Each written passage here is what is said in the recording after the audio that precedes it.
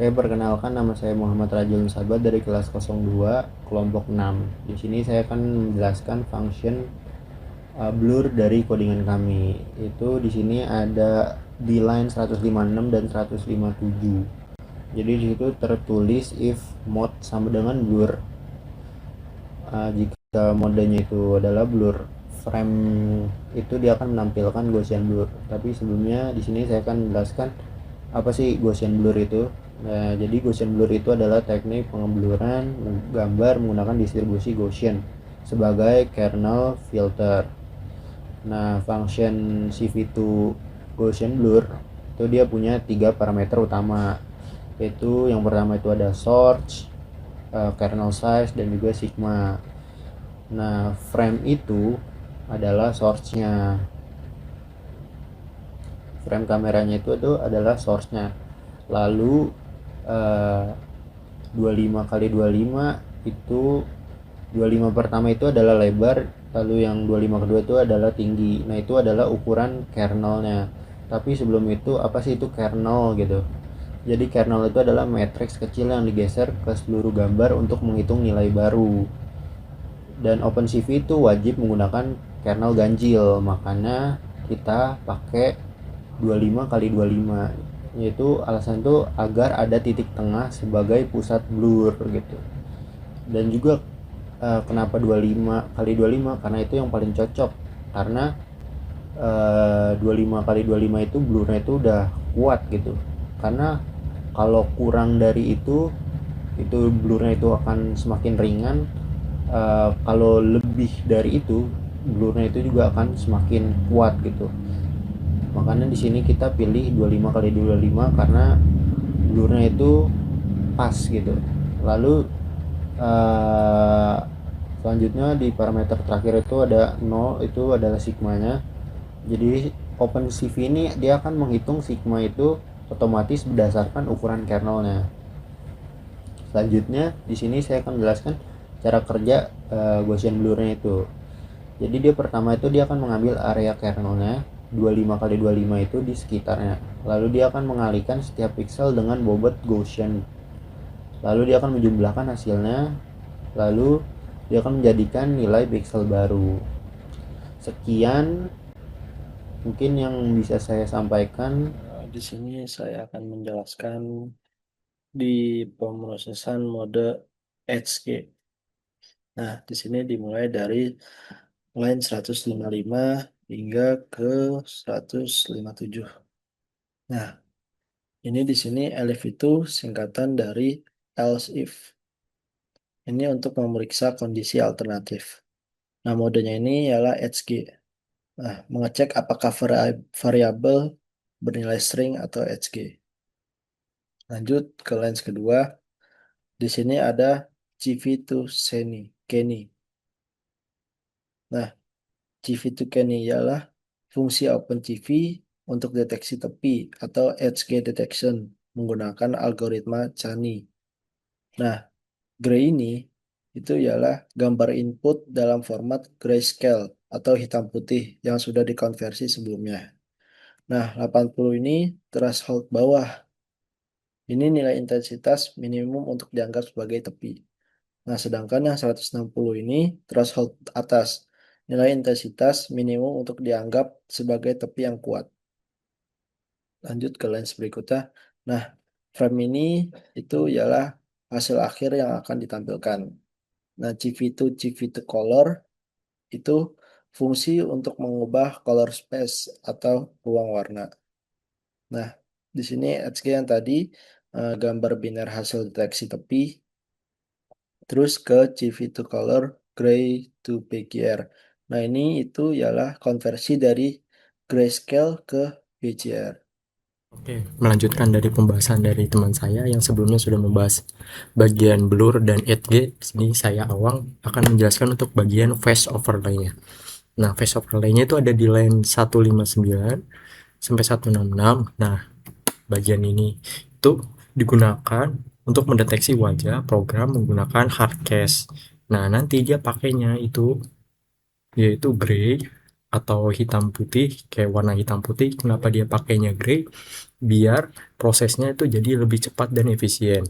Untuk yang bagian lens 162 ini itu untuk mengukur gambar yang diperkecil. Kita pakainya 1.2 atau 20%. Nah, jadi artinya itu ukuran gambarnya itu akan diperkecil sekitar 20%. Nah, di setiap tahap dari pencarian wajahnya.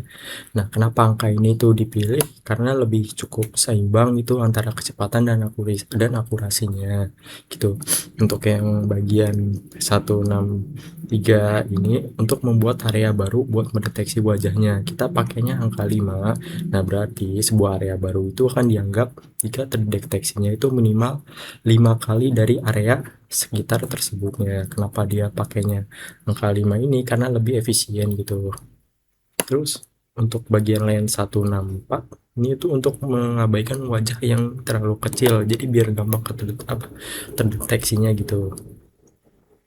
Untuk yang selanjutnya yang dari lens 168 sampai 171 ini itu fungsinya buat mengurangi getaran pada kotak wajah overlay. Yang kotak tadi ya kayak warna hijau, nah itu maksudnya kotak overlaynya. Ini artinya untuk bagian smooth box ini dia itu menggabungkan posisi wajah lama dengan posisi wajah barunya. Nah, nanti nilai dari smooth alphanya itu sesuai yang tadi. Yang ini 1,2 artinya 20% dari posisi awalnya. Jadi posisinya sebelumnya 100% jadi 80%. Nah, untuk yang lens 173 sampai 176 itu buat mengambil posisi ukuran dari wajahnya. Nah, untuk yang lens 174 ini X, Y, W, dan H itu maksudnya yang untuk X dan Y itu buat nunjukin posisi kiri atasnya. Dan untuk yang W sama H ini buat nunjukin lebar dan tinggi dari wajahnya. Nah, untuk yang bagian 178 sampai 180 ini artinya kodenya dia bakal ngambil filter yang sedang dipilih oleh usernya, kayak misalnya usernya mau pilih claw, head, atau yang lain gitu. Untuk yang lens 182 ini dia itu buat menjaga rasio gambar dari overlaynya. Nah, jadi baris ini itu dia akan menghitungkan perbandingan tinggi dan lebarnya gambar overlaynya. Tujuannya itu biar gambarnya diubah ukurannya mengikuti wajah bentuknya. Jadi kelihatannya itu nggak gepeng atau jadi terlalu tinggi. Nah, untuk yang lens 184 dan 188 ini buat menghitung ukuran tinggi dari itu setiap efeknya. Ini untuk mengukur dari crownya. Nah, untuk sini ada OW dan OH yang seperti tadi udah dijelasin sebelumnya. Ini itu OW dan OH ini buat mengukur lebar dan tingginya. Nah, untuk bagian OX dan OY ini buat nunjukin posisi kiri atasnya. Nah, untuk yang bagian OW sini kita pakai 1,2, berarti lebar dari mahkotanya itu kita buat menjadi 20% lebih besar dari lebar wajahnya. Nah, untuk yang bagian ini itu berarti tinggi mahkota OH-nya itu tetap dihitung dari rasio gambar aslinya dari rasio aspeknya ini. Nah, tujuannya itu biar apa? Agar bentuk mahkotanya jadi tetap proporsional, tidak gepeng. Untuk yang bagian lens 187 ini dipakainya itu buat memusatkan mahkotanya. Nah, karena ukuran overlaynya dia itu lebih besar dari wajah, jadi selisih lebarnya itu kita bagi dengan 2 supaya posisi mahkotanya tetap berada tepat di tengah kepalanya gitu. Nah, untuk yang lens 188 ini sini kita pakai 0,6 itu artinya mahkotanya dinaikkan sekitar 60% dari tinggi mahkota ke atasnya. Nah, nilai ini kenapa kita pilih? Karena benar-benar berada di posisi atas kepalanya, bukan nempel di dahi atau menutupi rambutnya saja gitu. Nah, untuk yang lain 190 sampai 194 ini buat mengukur perhitungan atau itu mengukur buat bagian headnya. Nah, sini ada untuk lens yang 191 kita pakai 130 itu berarti ukuran atau lebar dari topinya kita buat menjadi 30% lebih besar dari wajahnya. Ini juga sama 192 buat ngukur biar nggak gepeng, biar nggak itu.